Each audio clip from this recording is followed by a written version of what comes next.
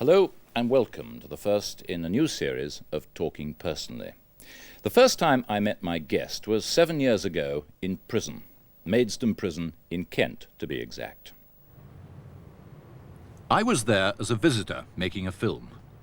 To this day I can still hear those clanging doors, the rattle of keys. I can smell that special prison odour that's a mixture of urine, sweaty human warmth and carbolic. I can still feel that all-pervading air of clinical authority. However, all of that was in stark contrast to my guest today. He was an eager, intelligent and cheerful man in his late 40s, a man who cared passionately about all the prisoners who were in his care, whatever their crime. He was at that time the prison governor at Maidstone, Peter Timms. But now the Reverent Peter Timms, because at the age of 52 he gave up that secure job as governor, a pension and his home in Kent, and turned his life, his security, his income, all on its head. He became a Methodist minister, first in London's East End at Hackney, and now in Gillingham, back once more in Kent. Peter, welcome to you. Hello. Well, it's now 2 years since you left the prison service altogether. When you see pictures like the ones that we have just watched there of Maidstone prison, what memories return to you?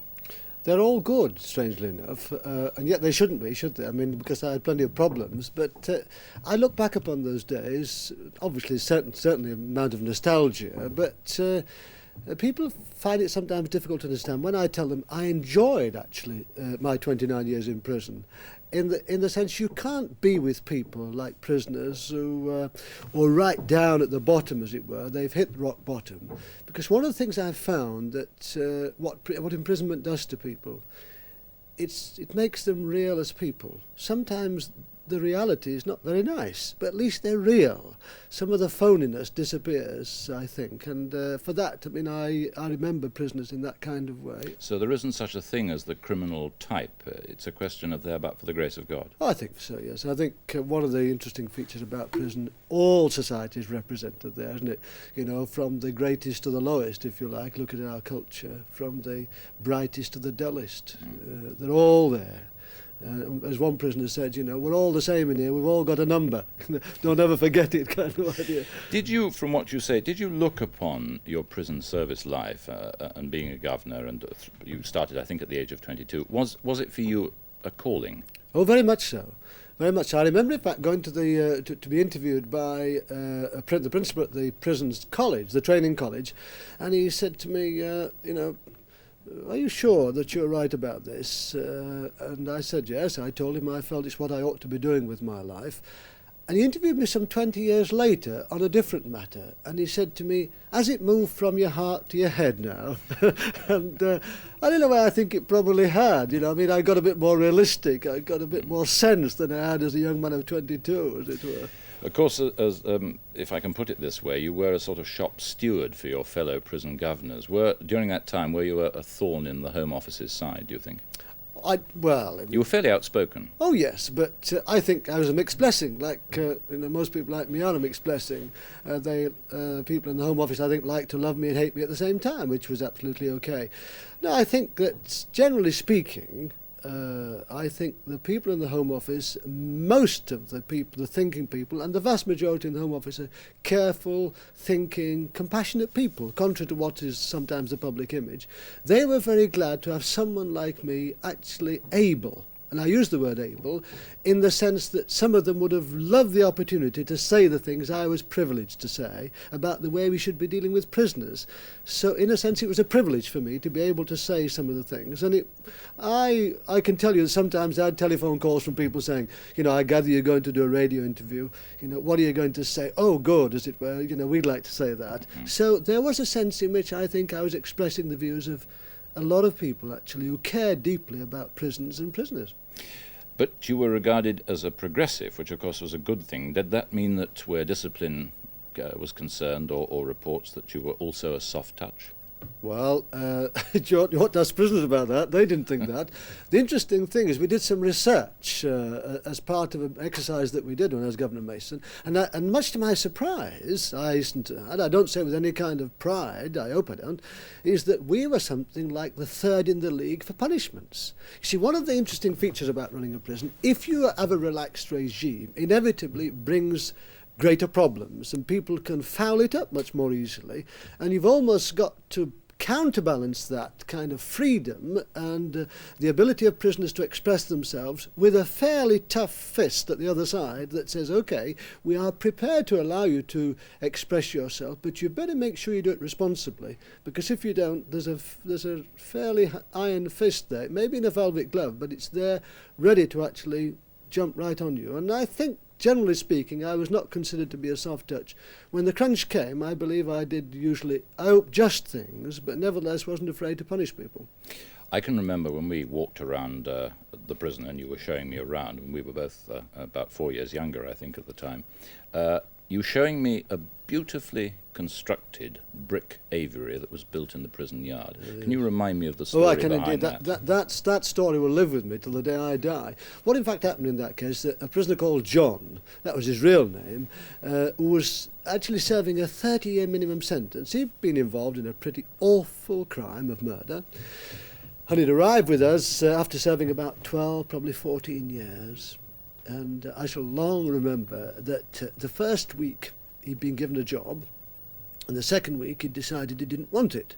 Well, our rules were that you stuck at a job for 6 months, and the assistant governor looking after work came to me and said, look, John says he doesn't want this job. Well, I knew that he'd been involved in this kind of problem for the last 2 or 3 years, and so we decided between us that we would not play his game, so we said, okay, you can have another job. So we gave him a second job. A fortnight later, the same thing happened again, another job. And eventually we managed to somehow integrate him a little bit. After about 12 months, he became so depressed that he locked himself in his cell and wouldn't come out. Eventually we got him out of the cell, and I said to him, look, let's have a talk tonight. So he came over to my office that night, and I said to him, why the devil don't you actually plan your sentence? Here's a man, remember, that had got a 30-year minimum sentence attached to a life imprisonment. And he said, what do you mean? I said, well, why don't you plan the next 3 years? Why don't you go for a holiday? And he said, you're mad. I said, well, why don't you do it? He said, where can I go for holiday? I said, let's talk about Canterbury Prison to start with. Why don't you go and have 3 months there? And so we started to talk about how he should begin to plan his sentence. I said to him, it's your life, for heaven's sake. It's not my life, it's your life. If you can't plan it, how do you expect me to plan it? And so we sat down and talked, and in the end I could see that he needed some kind of focus. So I said, what are you interested in, John? What do you actually do? Have you ever kept budgies or canaries or anything? I was just hunting round for an idea. And he said, I used to keep budgies, but I gave it up, He was obviously so depressed. I said, look, why don't you build an aviary in the prison? He said, how am I going to do that? I said, don't ask me that. You do it. I said, you've done enough birds. You've got 12, 14 years. You ought to be able to know your way around. And so he said, where am I going to get the stuff from? I said, well, nick it. Or do the best you can, as it were, And somehow we talked about that, and in the end it finished up with him spending 12 months actually building that aviary. And it's not without significance, it was built right outside the life wing, the wing that housed the people sentenced to life imprisonment. And he got other prisoners involved, and other prisoners helped him to do this and that and so on. And it became, in a sense, a symbol of hope. It became a symbol that a man who got that awful kind of burden on his head was able to somehow be resurrected. And I think in a way it remains a symbol because people still talk about it. Oh, that was John's aviary. And for 12 months he started to nurture some lovely kind of pairs of budgies and so on. Now that at one level is a very silly and simple example, but somehow it demonstrated something very powerful about what life imprisonment is about and the way somehow you've got to deal with people who are in those terrible situations. So you cared about the hearts and the minds of the people who were in your charge. Now, there are people outside, and there are quite a lot of them, who care very much less. People who want an eye for an eye. People who say, lock the door and throw away the key. What do you say to them? Well, what I say, I can understand there is, in all of us, a sense, if you like, of revenge. Who hasn't felt that? But if we respond to that, and certainly if we allow our prison system to respond to that, in the process we destroy ourselves. it's we become far worse than the people we imprison if we allow that sentiment somehow to dominate our thinking. And so for me, I say that one of the essential parts of our humanity, heavens above, it wasn't me that said it. Churchill in 1912, when he was Home Secretary, said, one of the unfailing tests of a civilization is the way it deals with its prisoners. Now, to me, I believe myself that our society, and the kind of society we are, is probably best, at least one of the symbols, is the way we deal with our prisoners. And if we deal with our prisoners in a human, sensitive, and I'm not talking about a soft way, a caring way, and a responsible way, then in turn we are saying something about ourselves. And also it reflects on ourselves. We also reflect some of that maturity, that is implicit in that. Well, let's look at your shopping list of reforms. Supposing I could wave a magic wand and make you Home Secretary and you could do what you liked. Because I tell you frankly, Maidstone prison, it was the first I'd ever been in, and it shocked me deeply. I thought, dear God, imagine being locked away here for 20 or 25 years. So what would you do to reform our prison system? Well, I think one of the things that we've really got to come to grips with is somehow we've got to send fewer people to prison. I think there's no doubt about that. I mean, when you've got a system that's so overcrowded that you can hardly cope with making sure people get a wash and a bath once a week, then you have to tackle that problem. So that's a reform outside, not inside. Well, yes, it is in part, but maybe we've got to build more prisons and make more places. I think there's a danger in that too. The supply and demand thing begins to work in a way.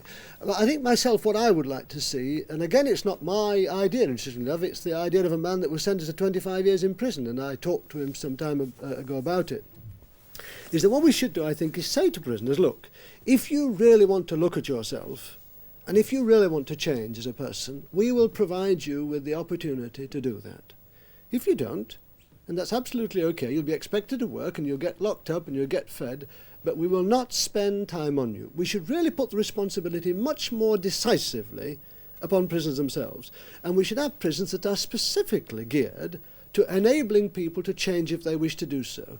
Now, in a way, the system already in part does that, but it's never clear. For example, people that came to Maidstone, the assumption was that they would come to Maidstone for training. And certainly 20 years before, the governor at Maidstone had a choice. If a prisoner demonstrated his unwillingness in any way to change, he just dispatched him out of the place. Well, of course, that privilege was never afforded to me. And in some ways, I wish it had have been, because I think then we could have, if you like, created an ethos where people were saying, look, I want to change, I want to be different. And you can develop systems and ideas along that line. Now, I know then you sort the bad from the good, and I realise all the problems about that. But the responsibility you're putting with the prisoner himself, you're saying it's entirely you're responsible for yourself. And if you want to change, we will provide you with the opportunity to possibly do that, if you want to do so. So that's one reform. I think the other reform I would want to see is, again, what we partly began, was somehow enabling prisoners to meet people that they hurt. They did that in part, not directly, but you see, once a month in Maidstone Prison, as you probably recall, people came in to share the communion service in the prison chapel. And I think one of the most telling things was to see actually old ladies knelt down alongside people serving life sentences, people serving 10, 15 years for robbery, knelt down at the communion table. And the effect on the prisoners of that was absolutely dramatic, because that somehow symbolised society's willingness to kind of absorb them and respond to them as human beings again. So I think I would want to see that develop in a much more direct way with people that prisoners have hurt. The people they've offended against, so some kind of confrontation. If I've stolen from you, maybe I should look you in the eyes. Maybe I should have to realise what it's done to you as a person, the hurt I've caused you. I think the learning in that is enormous. Isn't that a little bit pie in the sky? Because it's, yes, all right, it works where somebody has stolen, but if somebody has injured somebody really badly with violence, a mugging, or there has been rape, it isn't practical. Well, I'm not sure. Well, I mean, there are cases when it probably isn't practical, but there are many more cases when it is than we believe. And if you look at the British Crime Survey, people are much more willing to do that than we dare believe. You see, our people are not the kind of people... Willing on which side? On the side of the prisoner or the side of the offender? No, on the side of if you like, of reconciliation. Yes. No, people are on the side of reconciling. People are on the side of realising that prisoners are people first and foremost. That's what they are, people. And somehow whatever they've done must be understood within the context of them as people. And having said that, more people than we think are ready for reconciliation and ready to be involved in reconciliation. I mean, I've actually done it on individual cases, and I think the effect is quite profound. And we should move more into that area, I think. And I think it will happen anyway. I mean, the current debate, isn't it, that's going on before actual prisoners appear in court. Should there be some kind of mediation process? If I've hurt you, doesn't it make a lot more sense that I make amends to you, that I actually repay to you, that it becomes personal? It's not some kind of amorphous body that I'm repaying, it's you, the person I've hurt. And I think society would be a great deal more healthy if we did that as much as we could and as much as we can. And I think there's a sense in which we are going to move into that area, and I welcome it. So those are some of the things that we should do. Peter, when you worked in the prison service, did you really feel that you were capable of influencing the service and yes, things about? Yes, indeed. I mean, people that say, and some of my colleagues, I know sometimes feel a bit impotent, but I don't believe that. I believe myself, if you are prepared to take courage in your hands, and if you know deep down that the people who lead you in the Home Office are just as interested in reform as you are, just as caring and compassionate about people as you are, then because you're on the front line, you have to take responsibility. You have to say, I'm going to do it. And if you believe it's right, then do it and face the consequences. And I believe you can influence the system, and I've demonstrated it. For example, who would believe that in a place like Maidstone, prisoners that offended against children would actually be creating specialised development toys for children who've got handicaps? And yet it happened. It happened. The only thing I, if you like, jibbed at was when the ladies who ran these special schools actually said, couldn't we have some prisoners to come out? And I said, well, I don't think that's probably possible. But short of that, we did pretty well everything else. And so I think there's all, but I think in the end, of course, where we really have to affect the system is in the way we use prison officers. One of the tragedies of the prison system, I think, is that we've dealt with prison officers far too long as if they were moronic, lazy, indifferent, greedy, people who don't care about their charges. That wasn't my experience. My experience was if you actually say to prison officers, look, we've got a job to do here, and you do it as best you can. This is the general direction. You get on with it. They do, and they do remarkably well. They've got far better ideas often than I had, I can tell you. All right, well now, you reach the age of 52. You chuck up your entire career, a secure job, you're a leading governor, a good salary, I imagine. You become a Methodist minister on quite a small salary, I also imagine. What happened? Did you wake up one morning and find God, or was it a slow process? No, it was a slow process in the sense that I'd struggled with the decision for years and years, but inside myself. I mean, I didn't even discuss it with Sylvia, my wife, just inside me. I knew what was going on inside me, and I struggled with it for years. And we had, there were two incidents. I suppose, I think God uses the normality of our lives to talk to us, not some kind of bolt from the sky. And we had a car crash, which was a highly dangerous crash, and we both could have been killed. And I sat down, if you like, in hospital for a day, and then sat at home for a couple of weeks.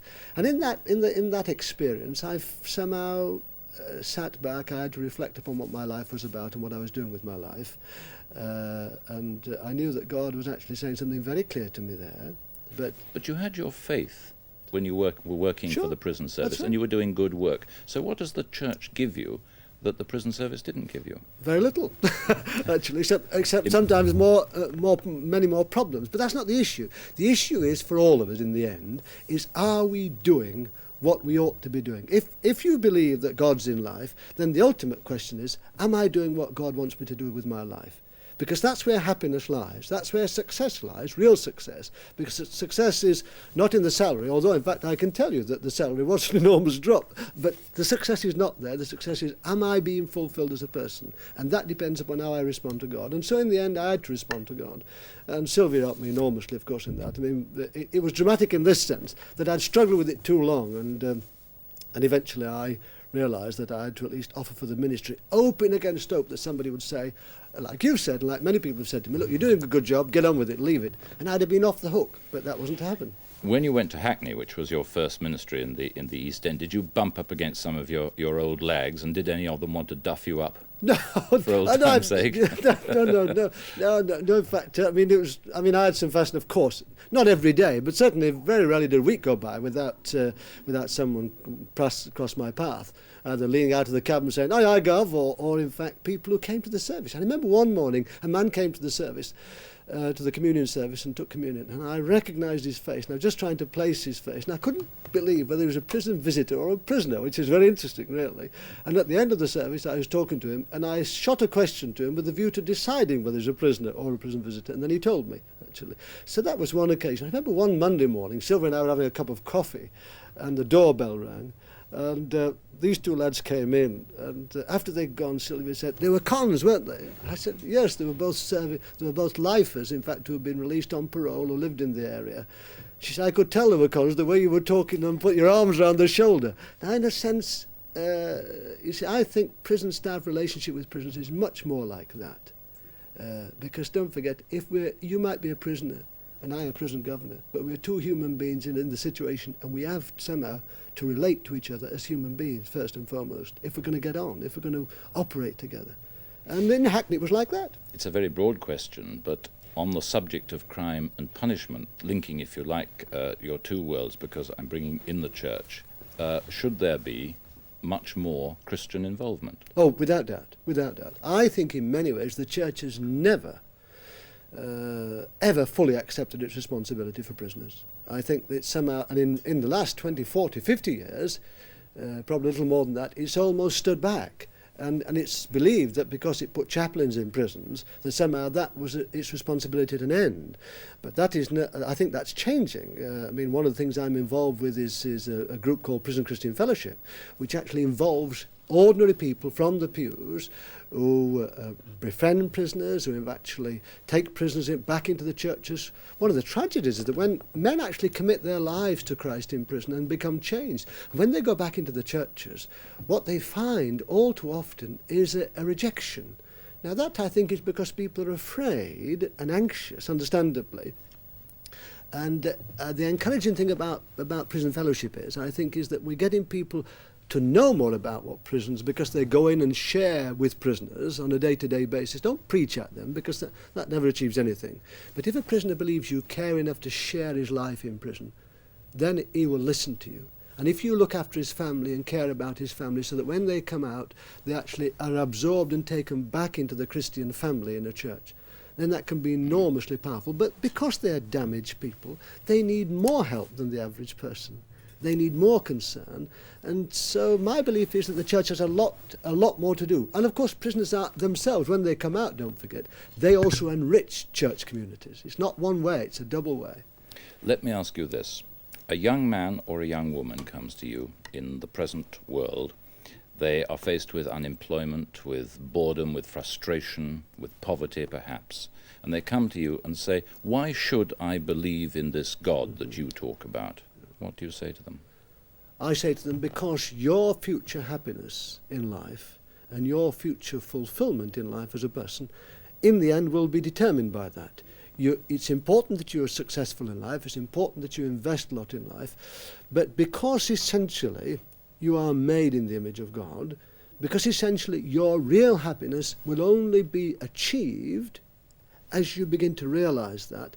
And you see, I think youngsters respond to that sort of... Of course they do, of course they do. I mean, what we label young people, I think, many of us run the risk of labelling young people as if they're irresponsible and not, if you like, conscious of the otherness of life. That's not my experience. My experience, young people are much more conscious of the otherness of life than often adults, whenever adults begin. So Jesus is alive and well in Hackney, is what you're really saying? Absolutely, yes indeed. Not as alive as I wish he were, but never. What I'm saying is that young people are still conscious and still willing to commit their lives to Christ and make Christian commitment, and for them it's real. And when it becomes real for them, what better example do we want, for example, than, say, Cliff Richards, quietly but very persistently, and he's not on his own. Okay, I know he's not as young as he used to be, as it were, but somehow he symbolises what I think thousands and thousands of young people are saying. The people like you and I are a bit older, just don't listen to them carefully enough, that's all. We're not listening to the messages they're giving us, and they're giving us very powerful messages to get our priorities right, actually. And I think we should listen a lot more to them than we do. And the great change in your life, finally? No regrets? No, none at all. No regrets at all. That didn't say it's easy. My goodness, I thought I was busy before. I bet I've never been busier in my life. But it's absolute great fun. People are the same inside and out of prison, really. People are still the same. They've just got different problems, different aspirations, different hopes. Peter Timms, thank you very much indeed for talking to us. I've enjoyed it.